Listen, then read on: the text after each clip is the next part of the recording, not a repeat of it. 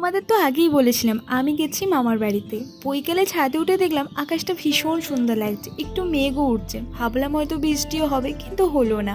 তারপর গেলাম একটু স্মুদি বানাতে। এই যে দইটা দেখতে পাচ্ছ, এটা দিদা ঘরে পেতেছে, ভীষণ সুন্দর খেতে হয়েছিল। আর পাকা কলা, আম আর দই দিয়েই বানিয়েছিলাম। সবাই খেয়ে বললো ভালোই হয়েছে। আর তার সাথে অ্যাড করে দিয়েছিলাম 2-4টে বরফ কুচি। আর হ্যাঁ, একটু খেজুরও দিয়েছিলাম, সেটা আর দেখানো হয়নি। এই গ্লাসেরটা আমি আমার জন্য করছিলাম, কারণ এতটা মিষ্টি হয়ে গেছিলো চিনি না দিয়েও, তাই একটু জল অ্যাড করে নিলাম।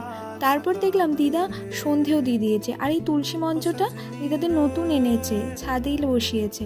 নিচের জায়গাটা না একটু কম। সবাই ভালো থেকো, সুস্থ থেকো, দেখা হচ্ছে নতুন ব্লগে। তোমাদের তো আগেই বলেছিলাম আমি গেছি মামার বাড়িতে। বৈকালে ছাদে উঠে দেখলাম আকাশটা ভীষণ সুন্দর লাগছে, একটু মেঘও উঠছে। ভাবলাম হয়তো বৃষ্টিও হবে, কিন্তু হলো না। তারপর গেলাম একটু স্মুদি বানাতে। এই যে দইটা দেখতে পাচ্ছ,